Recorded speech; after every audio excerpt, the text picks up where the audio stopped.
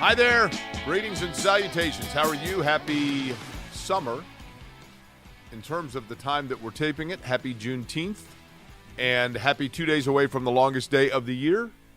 Oh, yeah. And summer happy solstice. Now, Derek, every photo of me in my high school graduation, I think I'm doing this. Yeah. I don't know what we were saying we were number one about, but fitting, though, because this is show 1, and 91 was my graduating class. Show 191 of Query and Schultz. My name is Jake Query. That is Derek Schultz, and it is the incredibly, creatively, and appropriately named, charitably award-winning Query and Schultz program here on the ISC Sports Network. Before we begin, I want to do this, Derek, because I feel sometimes like we don't do this enough. We want to thank Bailey and Wood for their continued partnership and support of this program. BAWFG.com for Bailey and Wood in terms of getting you the best interest rates and working with a family business that is located right here in Central Indiana and keeping their money right here in Central Indiana with a number of different philanthropic things that they do.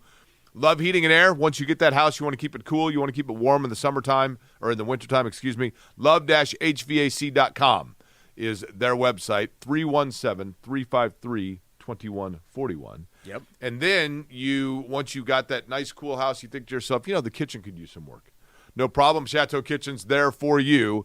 Chateau Kitchen's who does basement work, as we know from Derek's.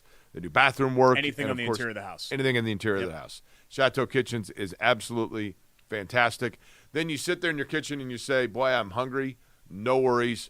Hoagie and Hops is going to be there for you, and they're also going to bring you a nice cold beer from Chili Water. So we have a number of sponsors that have been with us for a long time. We are appreciative of all of them and hope to continue that relationship for quite some time. Amen.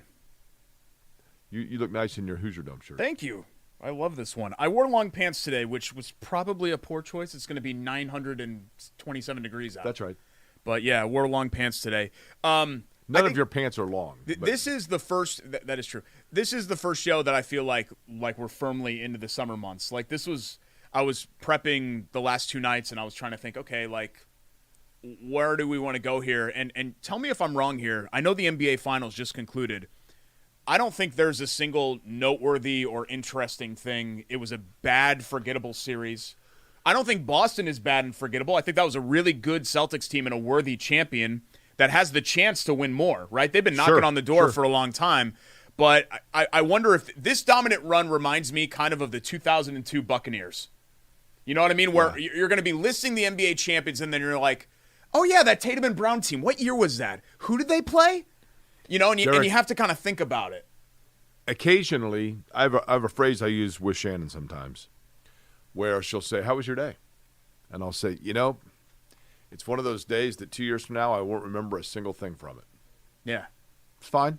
Nothing bad happened. It was fine. I had a good day. I said hi to some people. It's fine.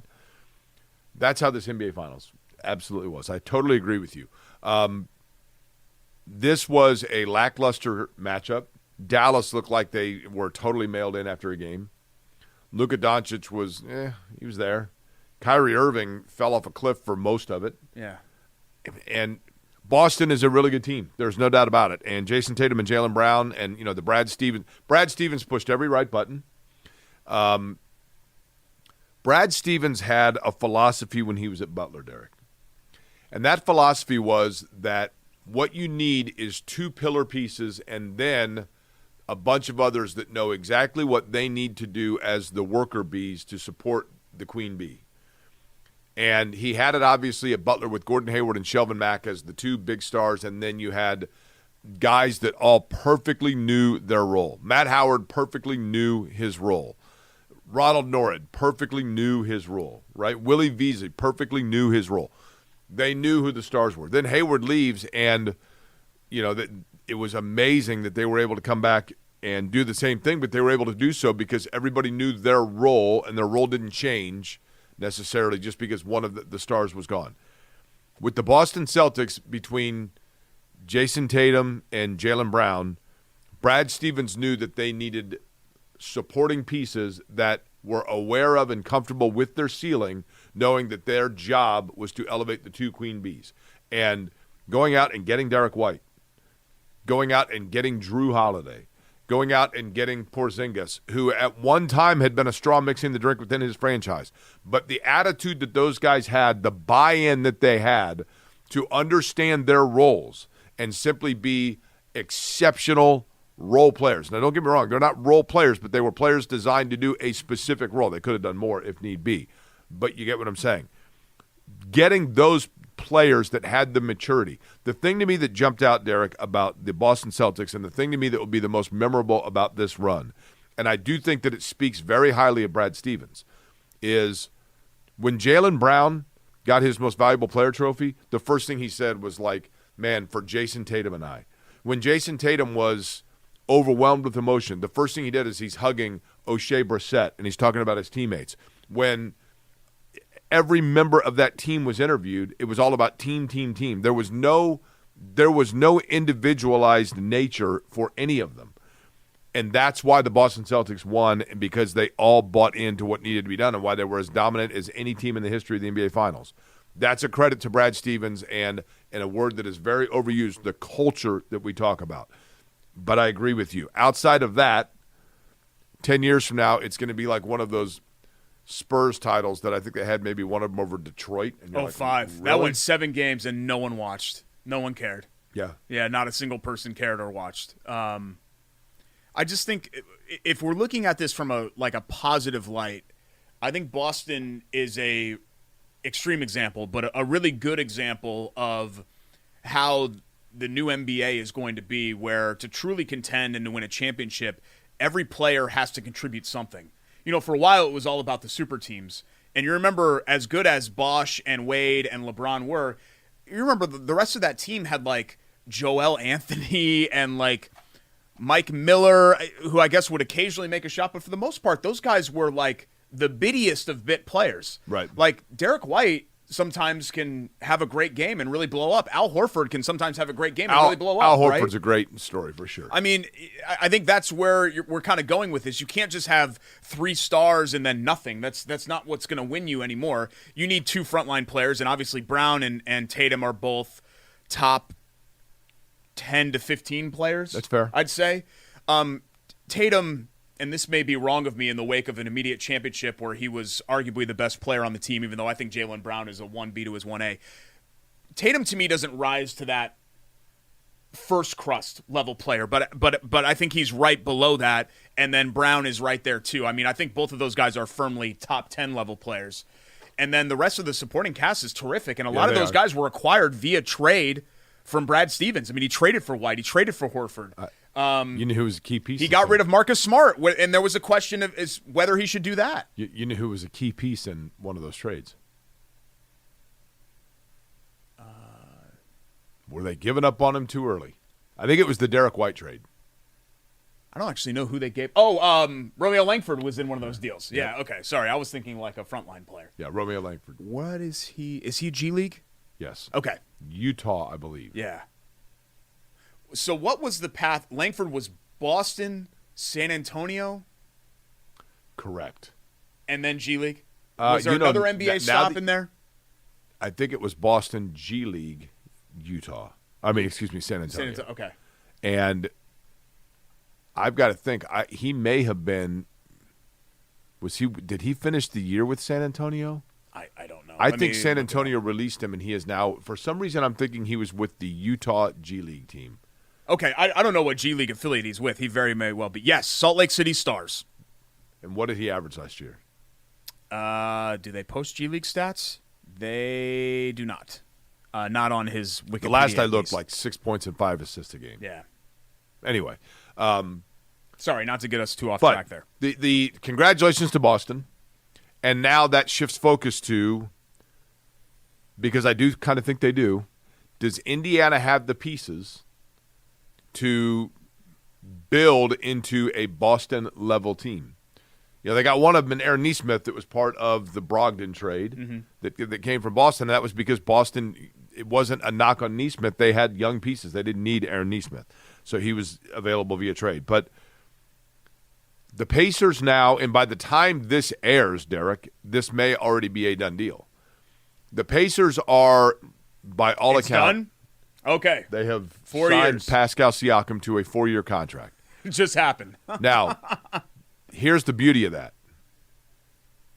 I was terrified they were going to do 5 years for Siakam. Yeah. A 4-year deal I can live with. 4-year, 189. So that doesn't even feel like supermax or max deal to me. They kind of avoided – that is a masterful move by Indiana because this was my worry. My worry for the Pacers, Derek, was – and I'm going to go back to Andrew Luck. And I know they're apples and oranges, but you and I were doing the show together on the radio station. Do you recall when Andrew Luck was a rookie and the Colts won, I think, 11 games? Yep. Everything went their way. Mm-hmm. We're doing the Reggie Wayne show. Everything went their way. They were 8-1 in one-possession games, I believe. And it's like, holy cow, they've arrived now. Not 2 years from now, not 4 years from now. And Jim Irsay, Griggs is wheeling and dealing, and they pushed all in. And they went out and they got Andre Johnson. And they got Frank Gore. And they got Eric Walden. That was the next year, but yeah. But I'm saying. Yeah. And they got Ricky Jean-Francois. Mm-hmm. And they, instead of organically drafting and allowing teams to build around Andrew Luck, they got too aggressive and they pushed in too heavy too early. And as a result of that, it kind of blew up because timelines went awry and some players didn't work out and you had contracts you were trying to get out from underneath, etc. In no way, shape, or form am I saying that means that that's what's going to happen with Pascal Siakam. But to me, it does offer a blueprint of explanation on my hesitation of investing too much money with Siakam and thus throwing off your organic timeline of Andrew Nembhard and Jarris Walker and Benedict Mathurin and Aaron Nesmith and the young players that you have to set aside some shekels for to allow them to stay with you to grow. I was worried they were going to give him a max $50+ million a year deal for 5 years, and by year 4 and 5 of it, be really hamstrung. This gives them a little bit more flexibility, and I know that sounds crazy for somebody making $40+ million a year, but it gives them more flexibility to be able to accommodate those other pieces and still allow it to stay together. Well, even if you didn't extend Siakam, it'd be hard to keep all of those guys anyway, right? The Pacers are just going to have to eventually make some hard decisions. I mean, Isaiah Jackson, Ben Shepherd, they got some good young pieces. Yeah, you just can't – you're not going to be able to keep all of those guys. It's just not going to work once their rookie contracts are up, right, and those are approaching. I mean, hell, they may extend Nembhard this offseason, and he's got 2 years left on his deal because he's going to be UFA in 2 years. I mean, that's – Nembhard structured the deal in a way. You're usually not a UFA that early. You usually end your rookie deal and you're RFA. So teams unrestricted and restricted, by the way. But UFA is going to be a UFA. An unrestricted free agent, meaning that when your contract is up, you are free to go wherever you want, and the Pacers have no way of holding on to you without getting out their pocketbook. A restricted free agent, meaning that the Pacers can match a deal that they have the first right of refusal before you sign elsewhere. So even though Nembhard's making like $2 million, he's thinking to himself, I'm going to be a UFA in 2 years. So this is a good deal for me because I can really cash in once I become a UFA. Usually you're capped. You're not able to cash in as an RFA. Nembhard, that they drafted in the second round and immediately gave him like the biggest guaranteed money in second round history. That was at the time, that was a coup for Nembhard. Yeah. It's now a coup for the Pacers. I know. Right? It's the ultimate bargain. I mean, he's on he's a $20 million player on a $2 million deal, essentially. Yeah. They have a couple of bargains like that on the roster. Which is crazy. And now the question is, what happens with Obi Toppin, who's an RFA, so he can't hit the open market like a UFA can, but Pacers can match. Just say restricted, unrestricted. I don't need to dumb it down for our listeners. We have very, very smart listeners. And do you shorten the deal for Toppin and increase the money in what you can give him? He fits like a glove, right? He had a career year. He really improved as a three-point shooter. You know, if you would have asked me 4 or 5 months ago, I would have said, for Obi Toppin. But now, after the postseason and everything, I mean, I think he's an important player. Do you want to extend T.J. McConnell and basically make him a Pacer for the rest of his career? He's 32 years old. I'm sure he wants to be here. He's spent 5 seasons. He's now been here longer than he was in Philly. Right. I don't think McConnell's going anywhere. There are a lot of questions that the Pacers have to answer here now that I think we all knew that the Siakam deal was going to get done, and now that we know what it is. And my impression of it, Jake, is I think you have to assume that half of that contract he's going to be a $40 million player. I think you have to assume, okay, we're going to get 2 more prime peak years from Pascal Siakam. And then year 3 and year 4, you don't really know, right? I'm talking barring injury and all of that. But I'm fine with this deal because if you can guarantee me that half of that contract is going to be worth it, then I would take it because that's a nice 2-year window for the Pacers. Yeah, I mean, to me, this is a win-win all the way around because you get – and I know it sounds crazy. Year 5 I was worried about, Derek. What did I tell you? Year 5 I was worried about. 4 I can deal with. I hear you. They are still – solely reliant for the 2 things that the Pacers need to happen. Because I think Siakam is who he is. As long as Siakam stays where he is, I'm fine with that. The 2 things that the Pacers need to happen are, 1, they need Halliburton to be an upper crust top 10 level NBA player, not a top 21. You know, they don't need Tyrese Halliburton to be Trae Young or DeMar DeRozan, you know, from all those years. Remember, like, when you're just kind of good enough but not great, they need him to be a top 7 or 8 level NBA player, and then they need either one of Mathurin, Nembhard, or I guess I'll throw Walker in here because we still don't know, even though I don't think he has star potential. They need one of those 3 to become an all-star level player. If they're going to contend, that's what has to happen. The guy that you kind of forget about is Mathurin. Yeah. Because he, which is weird, right? Yeah, because of the injury. But he just turned 22 today, by the way. My one worry about Mathurin is this, and I'm trying to think of a player that falls into this category. And I know that statistically there are probably many things to disprove this. But Mathurin feels to me like that guy on a roster that if on a given night he's the one that's getting you 30, it's usually because you're down 15. Okay. I don't know how to word – I mean, I don't know how else to word that other than I think he's a really good – that's a very poor way of trying to say this. I think Benedict Mathurin clearly has shown that he is a very, very good player, but he is the one guy on that roster that I wonder if he is still a very good player within the structure of how the Pacers need him to be one. I do think he was a much better fit and team player in his second year. I know that he had the torn labrum and that nuked the end of the year in the postseason, but I thought Mathurin looked like he fit a lot better this year. His rookie year, he was kind of like almost bull in China shop where you'd throw him in there and he'd bucking all around. And sometimes it was great, and sometimes it was a disaster. I know the numbers don't really reflect it, but I thought that he improved this year. He was a better shooter, but I think he fit better with the Pacers team concept. He was a more willing passer this year. Yeah. Things like that. So I'm still bullish. Sorry to say, I keep bringing up the Bulls. I'm still bullish on Mathurin's career. I think he can be an all-star. Speaking of Bulls, and again, it goes back to one of my phrases that I coined that I think you actually kind of liked. You don't like to give me credit a lot, but there are 2 that I've come up with that I think you're like, that's not bad. Yeah, 25-20 guy? That's one. Yeah. It's pretty good, right? 25 points a game for a 20-win team. Yeah. I don't know the other one. The other one is this. You have players that get max contracts, right? Yeah. There are players that get max contracts because there's no choice. I mean, they were, you had to – Jason Tatum is going to get a max contract. Then there are guys that get a max contract that statistically they're a 25-20 guy, for example, and they look like a max player. But very shortly into the contract, when you start to analyze it, you're like, I think I might have this. There's a reason this was available. And then you start like trying to get rid of it because it's just not the same quality as a true max contract player. Zach LaVine is on the trading block in Chicago. Yeah. They signed him 2 years ago to a max deal. They're already looking to get out from underneath it because they're not getting any sort of a return on their investment.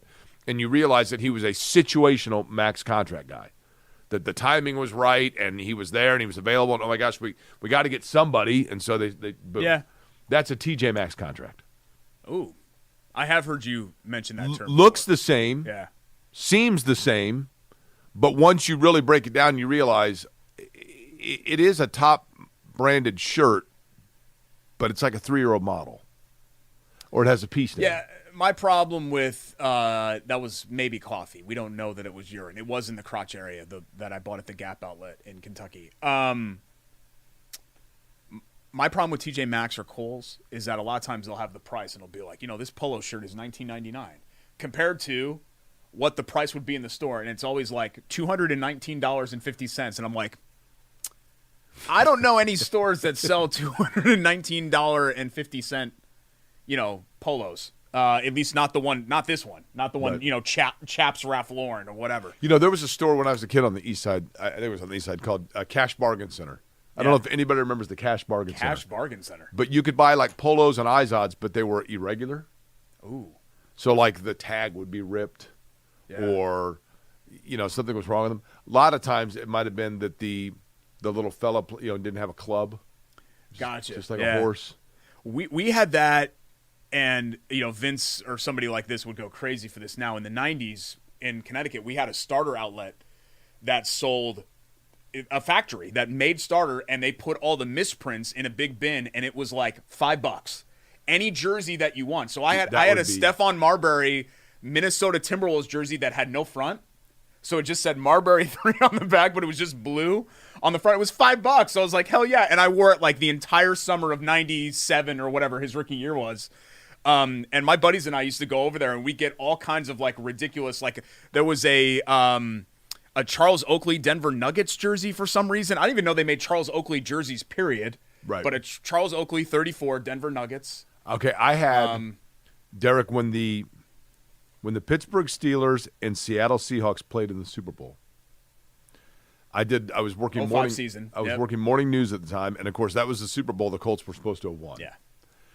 So I did Logo 7, which is Adidas, I think now, but they were the ones that printed the Super Bowl T-shirts. So I did the morning after the Super Bowl. I did a live shot. This is what Eddie White did for many years. Correct. Yeah. So I did a live shot from there that to talk about how these are supposed to be the Colts Super Bowl T-shirts, but whatever. And the Steelers had won the Super Bowl. Well, when I was there, they had the screen. They were showing me how they already had set up the 100 T-shirts of each team to get ready to go for whichever one won.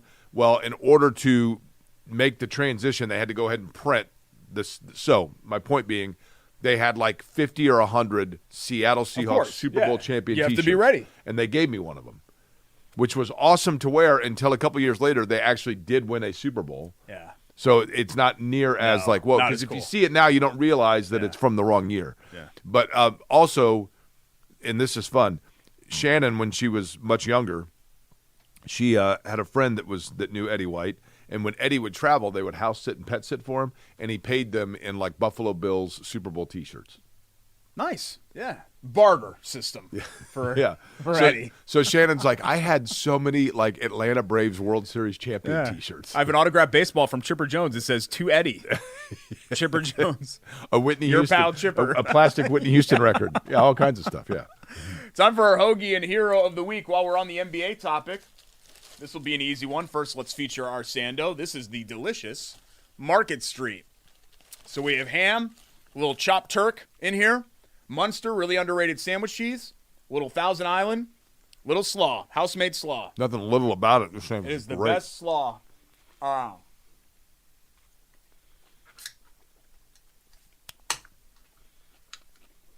What summer beverage are we washing it with? Make sure you have napkins when you eat the Market Street. Very good, very messy. Our summer beer here is the Blood on the Tracks, the Blood Orange IPA, one of the core beers of our friends at Chili Water Tap Room, 42nd Boulevard, directly right next to Hoagies and Hops, southwestern edge of Midtown. And as I mentioned, let me take a sip first. It's great. I'm not normally an IPA guy. No, that's great because the orange. But their IPA is just, I don't even know how to explain it, and maybe Alexis or somebody over there that actually knows beer. I'm a noob when it comes to beer. I'm just like, this tastes good or this tastes bad. Maybe she can explain it to me, but it just feels like, right? You drink a lot of IPAs, and sometimes you're like, ugh. Theirs never gives you that Correct. feeling. IPA typically, because of the hop nature of it, the excessive hoppiness, feels thicker. These do not. This is a more crisp, but you still get that hop feeling for sure. They have they have great beers for the summertime. But that's got a tint of orange to it. Yeah, I mean, it's obviously that's sweet, why it's crisp, it's really, really good. Blood on the Tracks, Blood Orange IPA. I really enjoy it. Our hero of the week, I went with Jason Tatum because I know how important rings are to most people for legacy talk. Right. And Tatum, I think, had been somewhat fairly, but also somewhat unfairly criticized for the Celtics continue. When they got knocked out by the Heat last year, a lot of people were like, come on, man. Like, they had no business losing to that Miami team. They should have been in the finals last year, and it would have been 3 straight years. But to get his championship and to be such a dominant force, he's the 6th player since 1980 to lead his team to an NBA title while also leading them in points, rebounds, and assists. You want to give me a crack at the other 5? NBA champion who in that same year led his team points, rebounds, and assists. I think some of these are easy to think, and one of these guys is somebody that we never talk about that we should talk about more. Olajuwon? Yeah, that was the first one. that is the person I just mentioned. Let me ask you this. How many were out of my lifetime? Since 1980. Oh, since 1980. Yeah. Okay. Magic? Magic's not one. Bird? Yeah, Bird's one. Okay. I mean, there's one really obvious one, too. Jordan? No. Jordan rebounds would be the thing that sells him short there. One other really obvious one, though. LeBron? Yeah.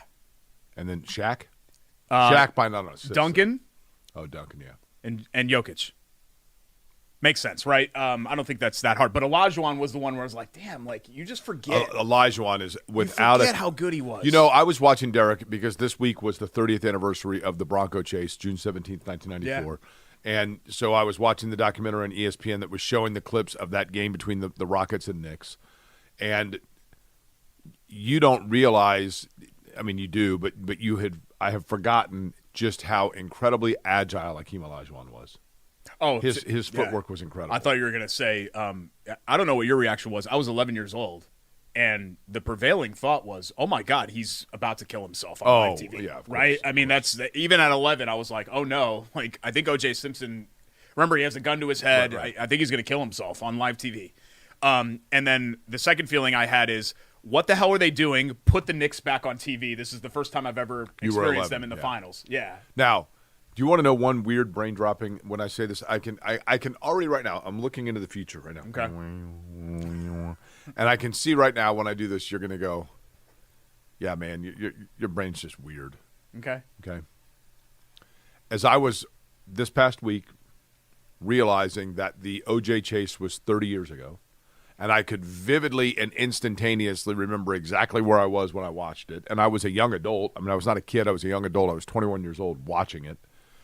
And I realized in that moment, as I was watching the O.J. Bronco chase, which was 30 years ago, that was only 5 months further removed from the Kennedy assassination in that moment than the Bronco chase is to me today. You always do that, yeah. And so I'm thinking to myself, as I was watching that Bronco chase, and I can instantly take myself back to that moment, as my parents were watching the Bronco chase, they're like, yeah, this is like 30 years ago was the Kennedy assassination, which to me was an ancient history. Yeah.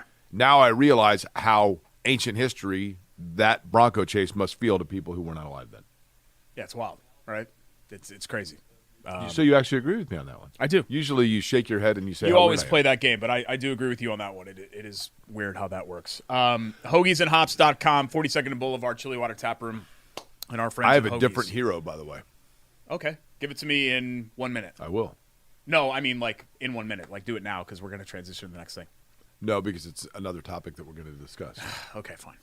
We come back on the show. Jake will have In his 1 hero. minute. He's messing up the show transition. Not at all. Fever That's a kicking into beautiful gear. tease. We're going to talk about that. Plus, we have more to get to, including are the U.S. swim trials actually a big deal, or are we just making them a big deal because we're in our bubble? I want to discuss that, too. It's Corey and Schultz. Brought to you by Bailey & Wood Financial Group. Stick around here on the ISC Sports Network.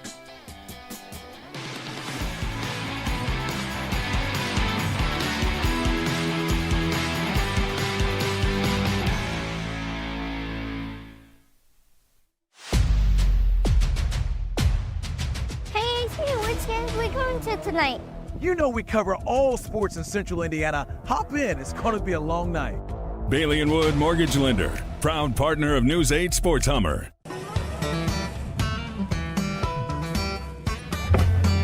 Hey, AC! Nice snap. Mortgage is a snap! Duh! Bailey & Wood, a lending hand for Wish TV Sports.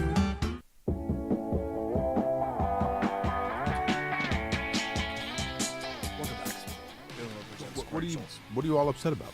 We took a big bite of sand dog, and Vince is giving us a countdown. And I go, you take it? Jake just sits there. He's on his phone. 1 Mississippi, 2 Mississippi, 3 Mississippi, 4 Mississippi. Show opens rolling. 5 Mississippi, 6 Mississippi, 7 Mississippi. You take it. I mean, You Derek, can't do that. why not? Just say you take it right away, and then I would have been prepared to take it. But I was not prepared to take it. You literally waited until the second that they were fading us in. You're either prepared or you're not. Oh, my God. I was seeing if you're prepared today. Show's called Corey and Schultz. I don't know why you can never take it back in. I always have to do all the heavy lifting for you. Here's the thing. Derek wanted to talk about the fever. We'll definitely do that. Yeah. You want to talk about the U.S. swimming trials? We'll definitely do that as well. But I want to mention one other thing, and I know that we probably had this as a standalone segment, but I've decided to just take things over and do it here. God, this is a good sandwich. In terms of, it is a good sandwich, in terms of the hero of the week, and I understand this, I respect it, that even for myself, I mean, this was a bygone era before me, but I did get to see the tail end of it. I remember in July of 1984 when they had an old-timers game at the Hoosier Dome to try to sell tickets and generate interest in getting a Major League Baseball team in the city of Indianapolis. And in that game, there was a key base hit that was hit by Willie Mays, who was just over a decade removed from his playing career. I don't think it's hyperbole to say that Willie Mays is the greatest defensive player in the history of baseball. It is disingenuous to say that I saw him play. I obviously did not. But Willie Mays is the only player in baseball history to hit 300 with over 600 home runs and 10 or more Gold Gloves. He won 12 of them. He also led the league in steals on multiple occasions. I think he is maybe not definitively or unanimously, but the most widely selected as the greatest five-tool player in the history of baseball. But in addition to that, Willie Mays also represents the last piece of an era bygone when it comes to the national pastime. Baseball for 100 years was the most popular sport in this country. Boxing would have been second probably. But baseball was kids racing home to listen to the radio and getting trading cards with bubblegum in them to see what their heroes looked like that they had only envisioned in their mind, what they heard described over the radio that they got to see once a week. It was daytime baseball. It was baseball in New York City that moved to the West Coast, and it was the gap being bridged between white and black America during the not only the cultural movement of the integration of baseball, but in addition to that, the World Series of the Negro Leagues, of which, by the way, Willie Mays played, and I believe the final one of those. He was, the say-hey kid and was the last remaining living link to a Camelot era in a romance between America's pastime and the American culture. And his passing is the end of an era, quite frankly, and he is one of America's true great heroes who served this country in the service for 2 years, and then in his first year back was the most valuable player in baseball and in the World Series where he made the basket catch in 54. Yeah, I do think if you did a poll, who is the greatest all-around player in baseball history, I do think that he would get the most votes. I would agree. Because there are some people that would still not say Bonds because of, obviously, the elephant in the room, right, with Bonds. Willie Mays is one of those guys that I think you just always assumed, similar to Bill Russell, you just always assumed he was going to be there. I know that Correct. sounds stupid, right? Bill Russell is a good comparison. You just always assumed that he was going to be there because he's always been there, right? Willie Mays, yeah, he's still living. Of course, he's going to live until he's 210 years old, and we know that that's not possible. Yeah, I agree. A legend with a capital L that is underlined. And not somebody that I ever got to watch. But those numbers, I know now 660 home runs doesn't feel like as much, right? Because you have Alex Rodriguez hit this many or Ken Griffey Jr. hit that many or Bonds hit that many. But 660 homers in that era is just an insane amount of home runs. The other thing, Derek, and that's not even getting in his defensive prowess, right, which you mentioned. Some people, and I realize this is probably – maybe it is for another time, although he was 93 years old, so that changes the element than if he had been 35 in this. With the passing of Willie Mays, I think undoubtedly we could say that Willie Mays 2 days ago was the greatest living baseball player. Yeah. That now is inherited by who? I mean, to me, it's Bonds, but I understand that other people are going to be upset about that. I think it probably is Bonds. Yeah. You know, the greatest and the most iconic are kind of two different things. Mm-hmm. But in terms of, I'll tell you who's in the mix. Who doesn't get, you know, the Akeem Olajuwon of baseball? And by that I mean, Akeem Olajuwon is a great player that people forget about as a great player. Yeah. Right? No, hit me with it. Ricky Henderson. Yeah, Ricky Henderson really should get more credit. He's amazing. Being a great player. His statistics are amazing. Yeah, he just blew everybody out of the water. If we're just talking like the best at what they do, Ricky Henderson is, you know, kind of like Jerry Rice was. And we talk about Jerry Rice as being perhaps the greatest player, right, in football history, and I never hear anybody say that about Henderson. You're right. Right. Yeah, Henderson does deserve his flowers. But I don't know. Maybe you and I are biased because we're from the same era. I mean, I grew up watching Ricky Henderson, as did you. I mean, he's the all-time leading scorer. And he reminds me of you in a lot of ways, personality-wise. Well, I took that as a huge compliment. Can you Breaks elaborate? the record and lifts up the bass. Yes. Of course. Look at me. Yes. I'm amazing. I love now me. we celebrate Listen, that, but back then we were like, I love me some me. Yeah. Ricky Henderson loves Ricky Henderson. There's no doubt about that. I don't speak about myself in the third person though. That's a sign of mental illness. Yeah. Congrats to the Fever kicking into gear, right? We kind of buried them on previous shows, and now we could say, okay, they're playing better basketball. Now they do play tonight. We're taping this on Wednesday, which is different than usual. They play Washington to conclude this homestand. It'd be great to get another home win, but the numbers, the watch numbers continue to just be staggering. 2.25 million people watched them play the Sky on CBS. I watched it with my son. It was sold out at the field house. I went down to Georgia Street for the Fan Fest for the swim trials, and all you see is Caitlin Clark jerseys. Yeah. It's incredible.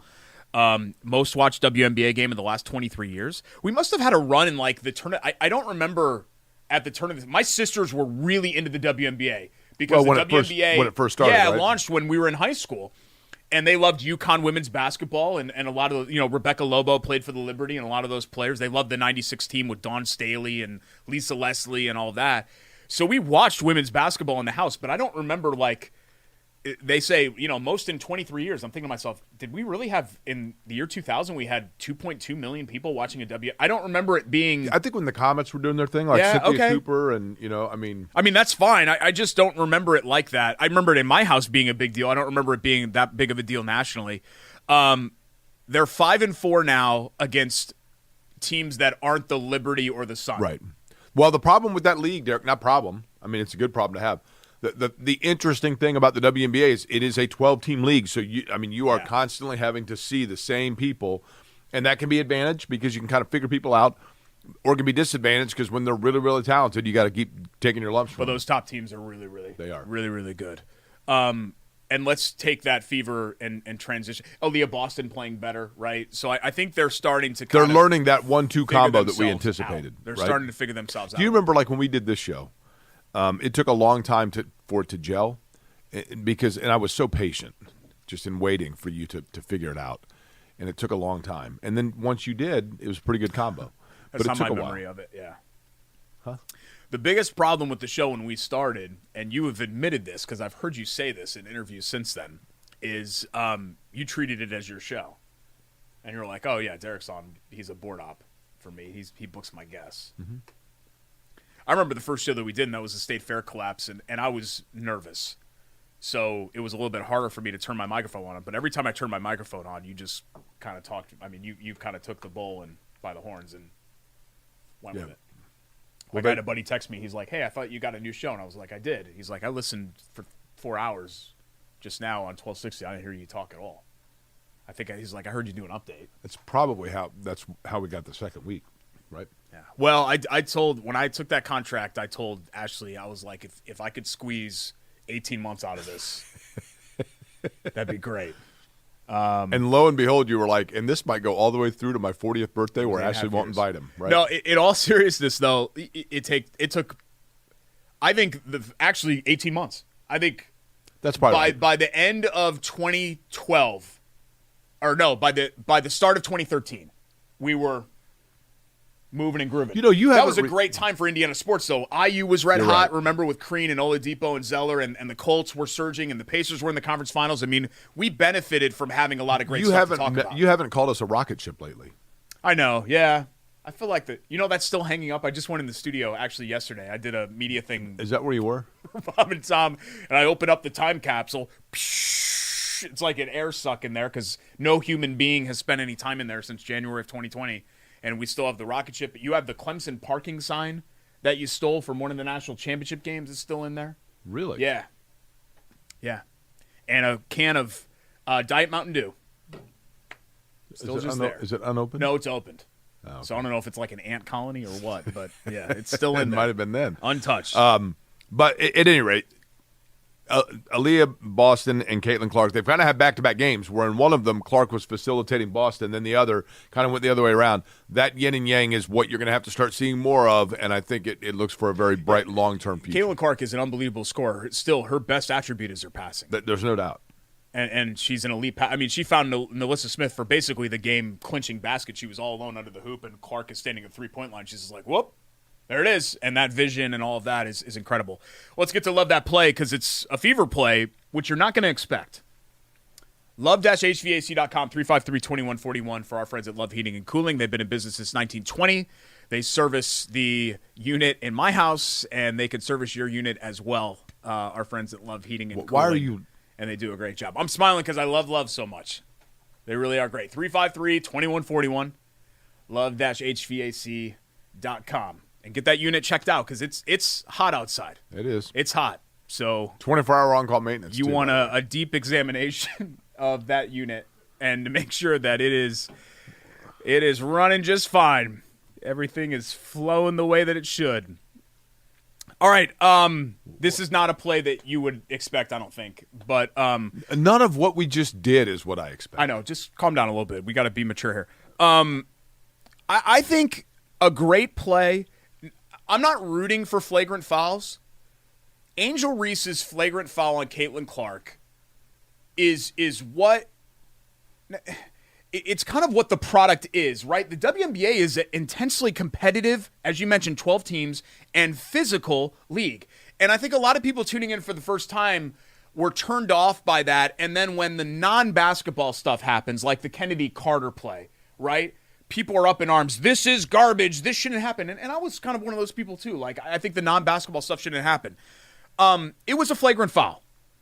It was correctly ruled a flagrant foul. But she just happened to hit Clark's head. Like, I felt like it was a basketball play. It was just a physical basketball play. It was not malicious. Play. Yeah. And that's what I want to see. Like, that stuff is fine. Like, I love seeing Reese and Clark go 1v1. I want to watch that as a viewer. I want that to be a thing. I don't think we should be anti that happening or up in arms about that happening. I think we should encourage that. It's just when the non-basketball element comes into the equation, that's when it gets bad. But I think that is actually good. That's good for the league. And a lot of headlines are like, well, watch Angel Reese's brutal flagrant foul on Caitlin Clark. And it's like, come on, man. Like, I thought, in all honesty, I thought it was inadvertent. Yeah, I thought it was it was flagrant, but I thought it was a nothing burger overall. I think it was a basketball play. Nobody says nothing burger. Yeah, I think it was a nothing burger. Nobody says that. Mm-hmm. Lots of people say that. But I love that play because I think that's the kind of thing. If we are going to have that element in the league, that's what I want. That level of stuff. I don't want people injuring each other, and I'm not rooting for a bunch of flagrants every game. But do you remember Barbara Walters? Of course, yeah. Barbara Walters. Is she dead? What's that? Did she die? Yeah. Okay. Yeah, that's what I thought. She passed. She right? was. She passed. I guess she was like 3 months from the age of Anne Frank. To give you an idea. Okay. Barbara Walters did an interview once with Katharine Hepburn, and said, "If you were a tree, what kind of tree would you be?" And that's when Katharine Hepburn, and everybody's like, "What?" And Katharine Hepburn immediately said, "Oh, the oak, the mighty oak. What kind of tree would you be?" I don't know. I don't know anything about trees. I think of you as like a smaller bush. Yeah, I am pretty bushy. If that's what you mean. Like a boxwood? because it's kind of short and stout, but Yes, just a short, swole. little round plant in the yard that like you don't really notice. Yeah, what tree would you be? I don't know. Do you have an answer for that? Because I don't have an answer for that. I'm sycamore. Yeah. Can you not burp? Sorry. We're doing a live. The IPA makes me a little burpy. It's so good. I can't stop drinking it. But Once it hits your lips, I know, it makes me a little bit burpy. We come back on the show. We'll talk swim trials. Is it a thing? Is it not a thing? And sending off, well, I guess not sending off yet. It's not until the end of the year, but good vibes towards Dave Calabro, a friend of ours. He's doing okay, by the way. His retirement, and we'll talk a little bit about that as well. It's Corey and Schultz, ISC Sports Network, presented by Bailey & Wood Financial Group.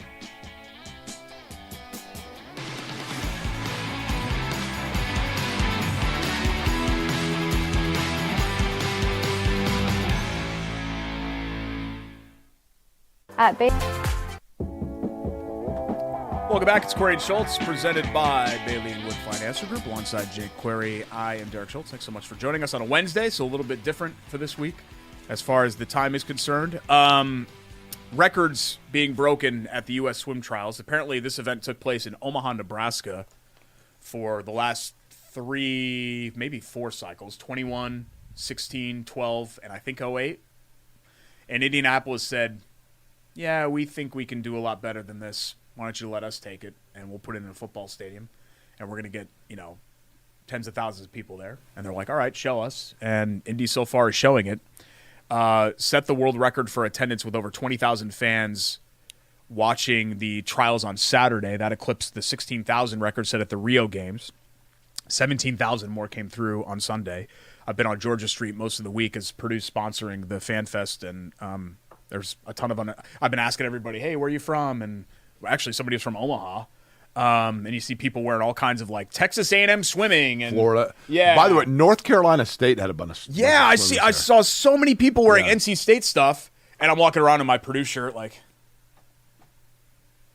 You look like Purdue Pete when you do that. yeah, I'm not rubbing it in.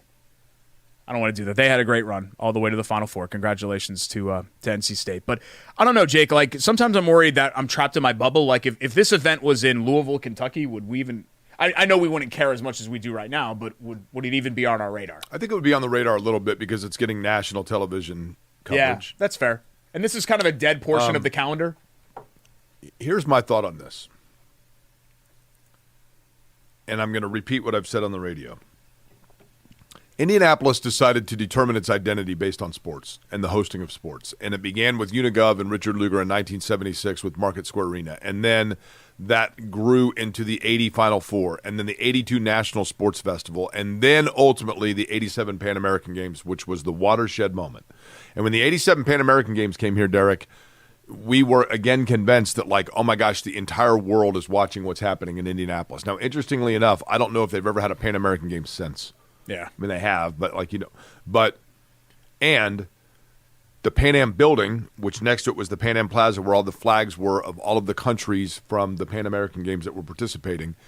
In front of that was the cauldron for the torch that was being lit during the opening ceremonies of the Pan American Games, which in 1987 was the ultra symbolism of the fact that here is this spirit of sport that will live forever in the city of Indianapolis.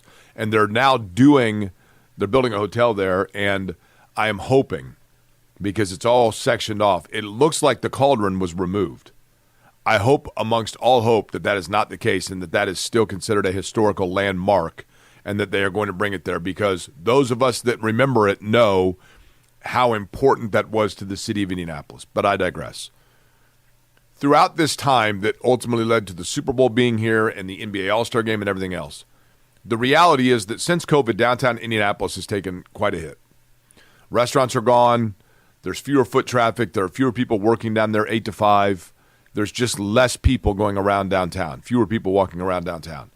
And I do think that 30 years from now, Derek, when somebody else is chronicling all of the different sports venues to take place in Indianapolis, I do think that the 2024 Olympic swimming trials are going to be seen as another watershed moment that brought Indianapolis back into the forefront of showing to the country that, yes, in fact, we are the best city for hosting these events. Georgia Street is completely decked out with different things showing what's going on. You have the Eiffel Tower that's temporarily built there to show it. Lucas Oil Stadium is decked out with all of the swimming stuff. Downtown is abuzz with people that are coming in and feeling like they are in the biggest event in the world, and that's what Indianapolis does. And this feels bigger than what I thought it was going to be, and I do think that this can, in fact, be the thing. Nothing against the All-Star game, which was great, but it was in the wintertime. Yeah. It was 3 days, and it was primarily a private event. Nothing against the NFL Combine, which is great, but it's a bunch of guys walking around at St. Elmo going, hey, coach, you good, coach? You good, coach? And then taking a picture with Eddie White. This is actual fans from other places coming to Indianapolis, and people during the doldrums of summer, from a television viewing standpoint, I mean, watching and seeing a football stadium with everything going on. It's very, very cool. I went down to it. I watched it. It was awesome. I saw a world record. The one disappointment was the session that I watched. I mean, they're like an hour and a half. I mean, you see like 7 or 8 events. Quick. It's very cool. Yep. But it was awesome. It's still, though, I look at it and I'm like, gosh, all of this, all of these eyeballs and everything else, and 40% of every dollar goes right to the Colts. Yeah, I hear you. The downtown comment, though, it's even just beyond sports. From what I gather, and I'm not trying to be like an IEDC spokesperson here, business is booming. Like, people in Milwaukee, Wisconsin right now are saying to themselves, oh, God, like, look at what Indy's doing. Why aren't we doing all of this? Or, you think St. Louis, like some of these other Midwestern cities are really struggling. Well, Indianapolis is too. No, all cities are feeling the post-COVID thing, right? I'm not saying that it's all like, sugar plum fairies and rainbows and gumdrops and all of that. But from a business standpoint and from a hosting standpoint, like downtown's doing, employers want to be here. People want to be, business wants to be here. So I think a lot of those things kind of intertwine with sports. Sports is part of the identity, but there are the tentacles of that have nothing to do with sports that benefit Indianapolis as a whole. What always bothers me about the conversation about downtown or about Indy in general is that the people who are openly rooting for it to fail. And it's like, look, man, if you're in Westfield, that's great. You can be insulated in Westfield, but the reason Westfield even exists is because downtown has been so good for so long. If downtown was a barren wasteland for all these decades that it's been growing and thriving, Westfield wouldn't exist because nobody would want to be here. Right. That's right. And that's what always kind of bothers me. Not to get on my soapbox, but that's what always kind of bothers me about the conversation. The new hotel that's being built by the Pan Am Plaza. And again, I hope I was wrong and the Cauldron was actually preserved. If it weren't for that Cauldron sitting there, that hotel never happens. Yeah. That's my point, right? You're big into kind of paying homage to those that came before you in the history and all of that, and I would assume there's a plan for the Cauldron, but I don't know. Maybe that did hit the dustbin. I can't imagine. Maybe it did. I don't know. There is. Here's what it looked like. You probably never noticed it, and I. Yeah. No, I know what it was. Yeah.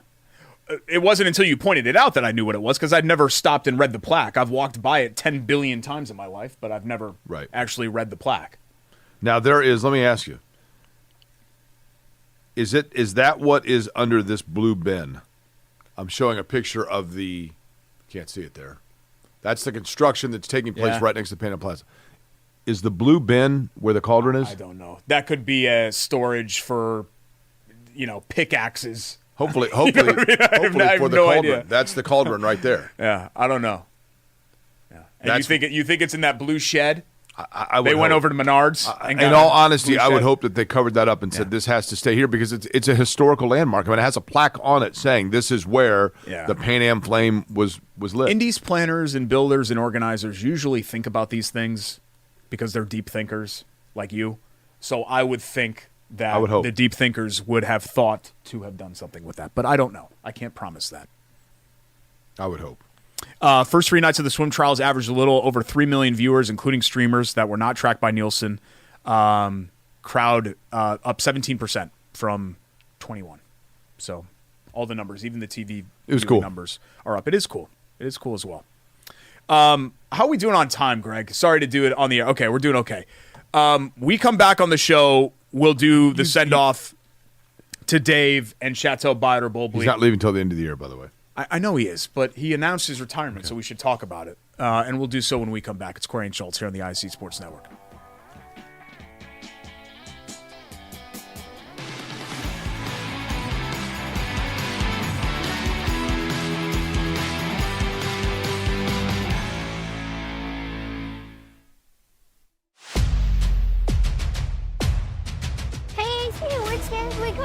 tonight. You know we cover all sports in Central Indiana. Hop in. It's going to be a long night. Bailey and Wood Mortgage Lender, proud partner of News 8 Sports Hummer.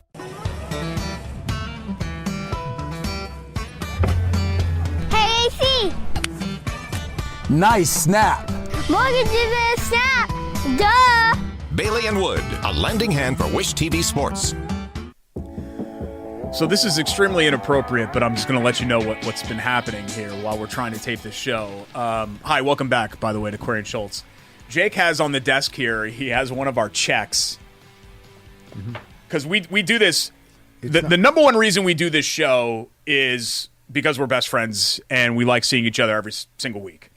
But the second reason is Dad's got to eat. That's right. But often during the time on the show, every couple of weeks, we have sponsors and things like that, and we are compensated for our time here. We get handed the checks, and I always just keep mine in the envelope. It's in a sealed envelope. I put it in my bag. I don't even touch it or look at it until I get home. And I'm still one of those people that actually goes to the ATM and deposits the checks just to make sure that I don't know. I can't do it on my phone for some reason. I'm worried about it getting hacked or whatever else. It's not reading the amount. Correct. Jake has spent every single commercial break trying. Well, first off, Greg Mash has chicken scratch handwriting, so that doesn't help. Where you never know what it says. Like the bank always asks me, do you mean $5 or do you mean $50,000? And I'm like, no, of course I meant $5. So that doesn't help. But you've been spending the entire time. It can't read the amount. Can't you wait? No, I want to get this done. You don't even touch any of this money. I know.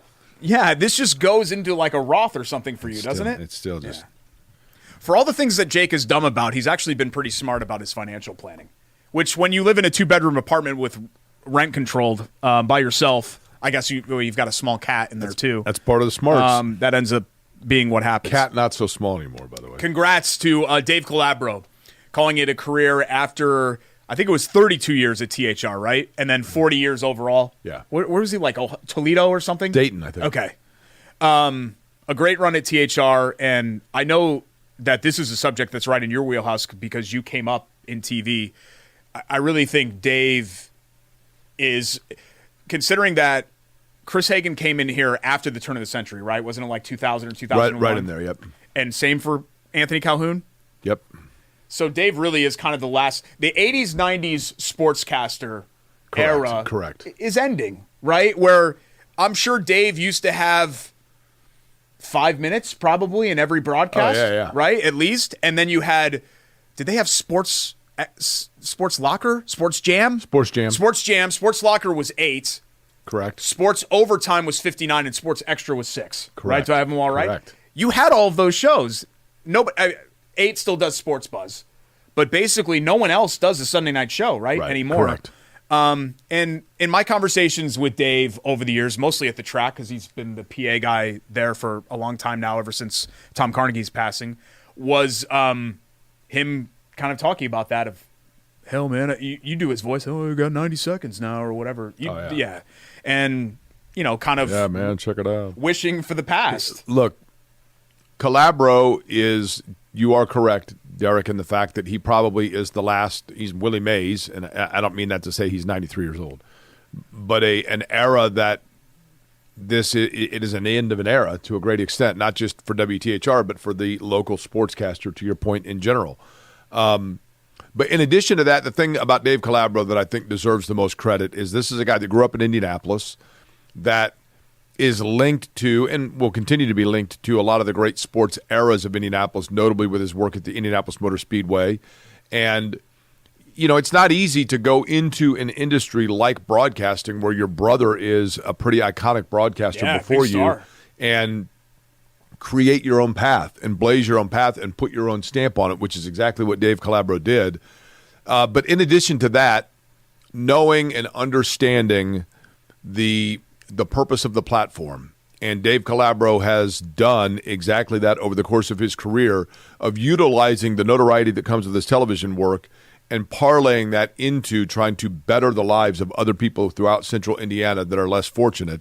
And that's one of the things that he has taken great responsibility for and great passion and pride towards. And to me, that is the bigger legacy. Aside from never aging and having great hair and a great voice, and doing probably Operation Football, which is the biggest thing that people think of with 13 during his time, and hosting the different shows. To me, it was his contribution to the city of Indianapolis, which, obviously he's going to be around to be able to do for a long time.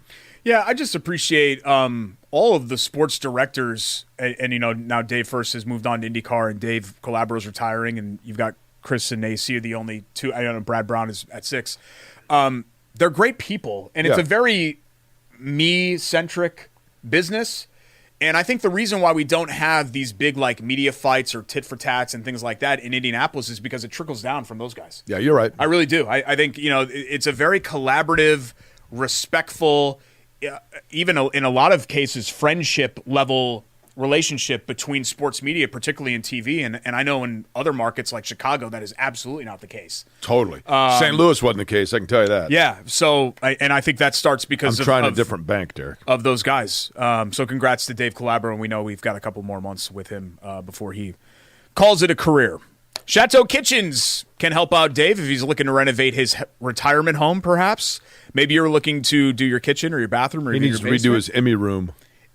Anything on the interior of your home, Chateau Kitchens has you covered. ChateauKitchens.com. At Chateau Kitchens on Instagram and Facebook for before and after pictures of their latest projects. Let's start with Biter Bowl Bleep. Statement number 1, NBA draft is in a week. The Pacers will not have a 2024 draft pick on their roster in the fall. Biter Bowl Bleep. Bullschultz. They will have the 36th, I think they take. Yeah. I'll bet they keep that pick. 49 and 50. Yeah, the other two they'll either do G League stuff or whatever else, but because the two-way players they have on contract, all their two-way players are correct. On, not that they're going to get rid of all maybe of them. they hold on to, but I think Kendall Brown's probably. I don't know. That's a Scott Agnes question to me because I don't know how the Pacers. I will say that they hold on to 236. Yeah, I mean 3 draft picks is a lot. They're absolutely not going to keep all 3, but I think odds are they keep at least one. So I'm going to say Bull Bleep as well. Celtics will be the first team since the Warriors to repeat. Bite or Bull Bleep? Bullschultz. Too tough in the East. Nothing against them. Too tough in the East. I'm going to buy it. Okay. I'm going to buy it. I don't think Dallas looks ready to me. Minnesota would be the team that I think is the next one that's going to take a really big step. But, I mean, a healthy Embiid, which yeah, the Sixers just keep banging up against that glass ceiling, though, Boston had no injuries late in the year. I mean, Porzingis I get, but they had an easy path. And Milwaukee comes back if they're healthy. The Pacers. Celtics had an easy path, but they were really good. I'm not saying it's going to be easy to repeat. They're outstanding, don't get me wrong. But they're, I think, easily the favorite to do it again, so I'm going to say yes. Statement 3, IndyCar should lean into the drama with the drivers. Bite or Bull Bleep? Did you see the Malukas tweet yesterday that he deleted? No. They had replaced him for the second time on that McLaren car. Right. And it was my immediate reaction, and it's him in a golf cart eating Lay's potato chips, and it was up for about an hour, and then I think he was like, here's the thing for IndyCar drama. You ready? Can I do this in 20 seconds? I think you can, okay. Hopefully. Once upon a time, there was a driver with Juncos Hollinger Racing from Argentina. Very, very popular. Still with the team, as a matter of fact. Very popular in Argentina. A year ago, got sideways with his teammate, a guy named Callum Ilott, and as a result of that, a lot of his fans from Argentina got online and started harassing Callum Ilott. Didn't go over well. Callum Ilott eventually left, went over to Arrow McLaren, started driving in the 6 car. That's only because the driver of the 6 car, David Malukas, got hurt, so Callum Ilott went over to that team to fill in for it. Eventually, Callum Ilott at some of the races couldn't be there, so a guy named Teo Percher got in. Teo Percher got sideways on the racetrack with Agustin Canapino. So Canapino then all of a sudden had issue with Teo Percher. His fans started going over after Percher. That led them to take Canapino out of the car for Juncos Hollinger Racing, and Nolan Siegel sat in and filled in on it. Nolan Siegel sat in on that car, did really well, so Aaron McLaren came and went to Teo Percher and said, you know what, you're out of the car. We're actually going to put Nolan Siegel in the car because he did really well filling in for Agustin Canapino. That car was made available because David Malukas, the original guy that was supposed to be in that 6 car, actually had to leave. He went over to Meyer-Shank Racing where he's driving with Felix Rosenquist, who was the driver of the number 6 car before Callum Ilott and Teo Percher filled in. Christina's Thousand Island dressing is so good that sometimes I just eat it with a fork. Mm-hmm. Is that weird? Mm-hmm. Okay. I was planning on doing that after the show. I saved it because I was going to eat it. Okay. That's how good the Thousand Island is. That's fine. Really, really good. Good summation there. Sorry, I was thinking about Thousand Island dressing that whole time. Thanks to our great sponsors, Chateau Kitchens, Hoagies and Hops, and Chili Water Tap Room, who we just mentioned. Our friends at Love Heating and Cooling, and, of course, the presenting sponsors of the show, Bailey and Wood Financial Group. The deposit went through. It did? Great. Had to use a different account, but yes, it did. Good, great, grand. I'm heading to the U.S. swim trials this weekend. Looking forward to it. It's good. And I've already been in there, so I've seen the pool, and it really is cool. So Yeah, cool. I'm excited about getting the chance to see it. And the more the merrier. I've never experienced swimming before, live swimming, so let's do some live swimming. It's very cool. You will enjoy it. Let's do some live swimming. Hope you have a great week, pal. I'm going to see you later on. Wait, actually, I don't know if I can see you later on. We'll talk about that after the show. Not today. Tomorrow. Okay. Sorry, I'm just kind of rambling now. For Vince, for Rake, for Jake, I'm Derek. We'll see you next time here on Query. My dad's birthday, by the way, Derek. Happy birthday, Mr. Query. That's right. Got to make sure that we say Mr. Query here on the ISC Sports Network. He got mad at me about that, as he should. He gets mad at a lot of people about that.